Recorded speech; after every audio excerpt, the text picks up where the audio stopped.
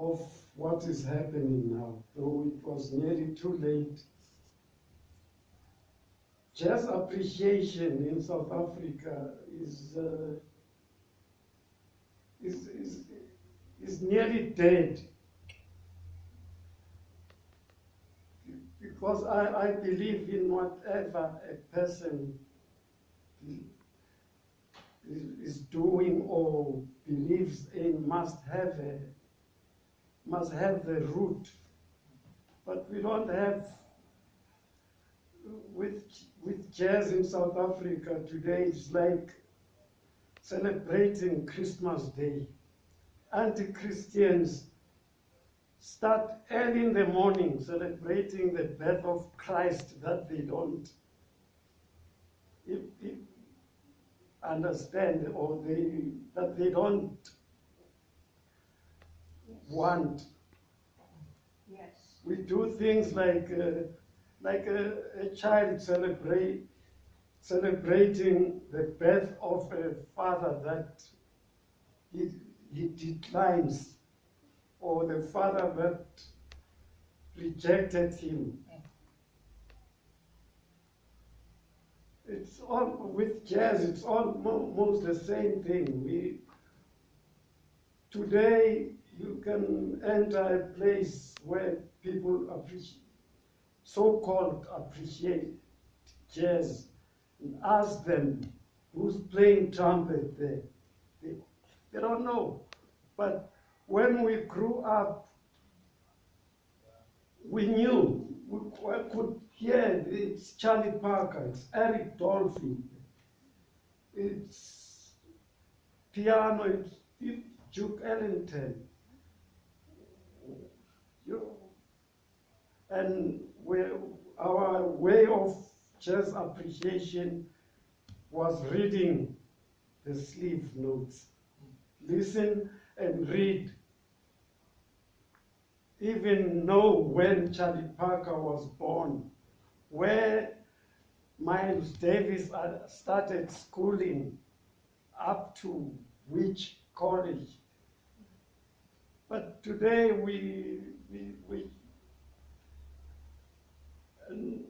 what is most disgusting, people today don't want to, they always want to associate jazz with beer and other things, beer, clothing. There's a nice venue in Mamelodi, the biggest in Mamelodi is the Vista Hall. It's not at work today because the liquor is not allowed. So they want jazz with other things. Thank you. Thank you, Bra Abbey. And this is something that many musicians that I've talked to when I've interviewed have said. And they have traced it back to what happens in music education, in schools and in universities, where people don't learn about the roots that you have talked about. So I was going to ask the scholars to bring a different perspective to this, but I think I absolutely now have to go to some of our other musicians here to actually talk about how the roots of jazz can be brought back into this highly commercialized, highly commoditized scene. And maybe let's start with Zoe, because she is very much a representative of the new generation. So Zoe.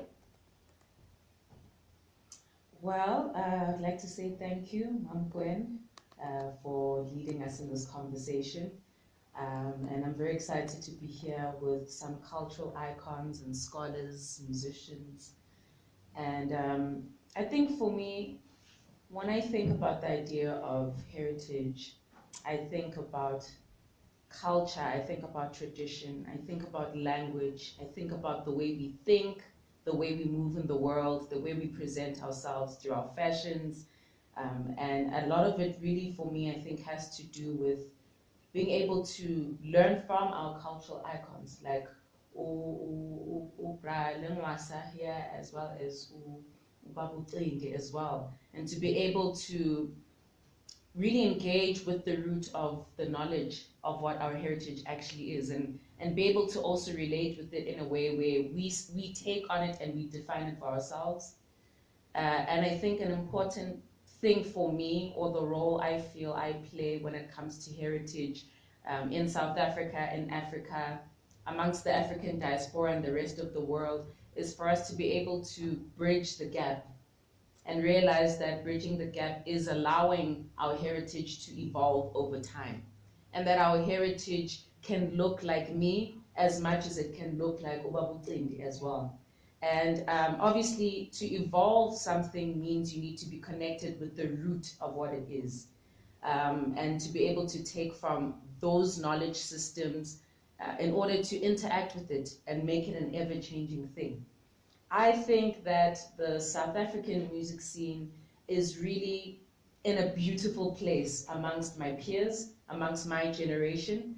I know that myself, Nduduzo Makhathini, Malcolm Giane, Bokani Daya, we were at the North Sea Jazz Festival this year, representing people like Abobra, Lengoasa, and Cindi, and we were there to represent our story, obviously coming from where it is that we take that knowledge from, but allowing the world to see that we are constantly evolving in the stories that we're telling.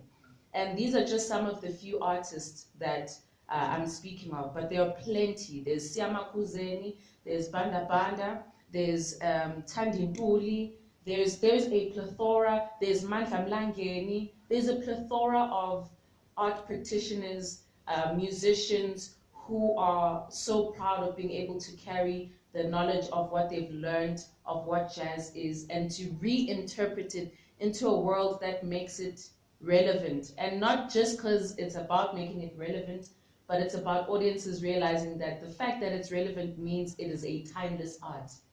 And us being able to see ourselves as a timeless art. And so I think my disposition is that of being excited about the way forward, and I see in my peers, and I see in the people that come from me, that we are curious about ourselves. We are interested in paying back to our cultural icons, but realizing that because we come from icons, we are gods amongst ourselves as well. And being able to lead confidently, knowing that the world is waiting for our stories.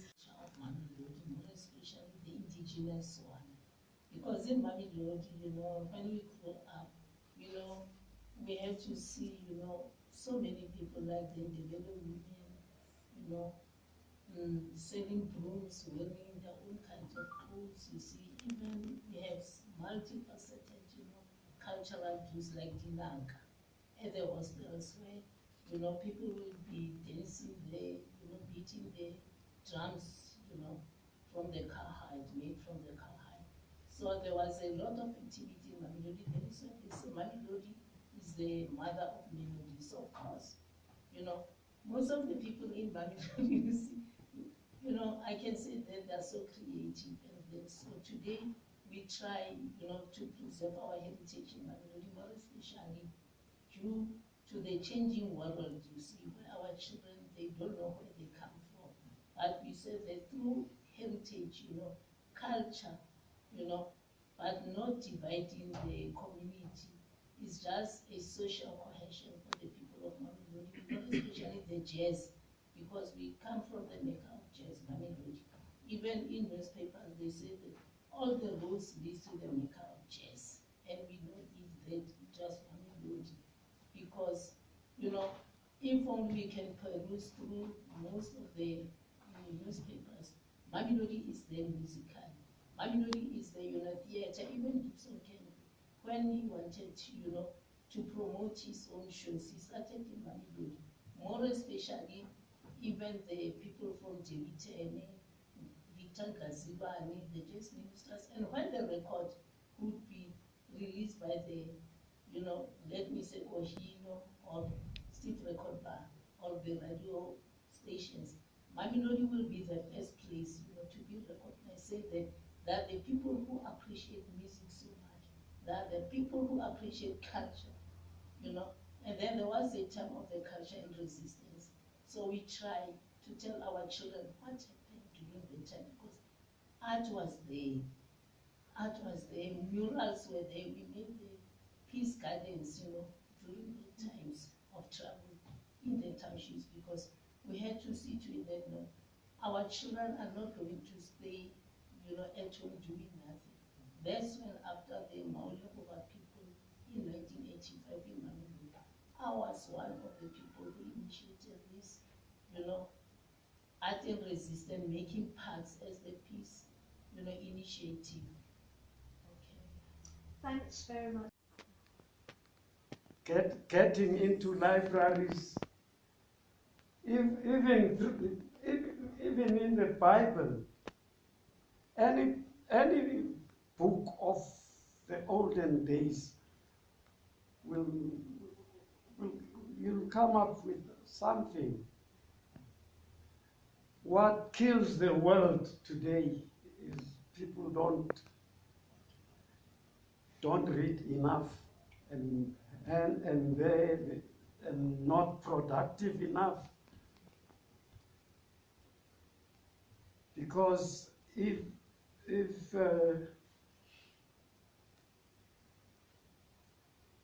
you don't read, you won't know enough even about your forefathers, because they are that generation. They are all gone. They are dead. But if you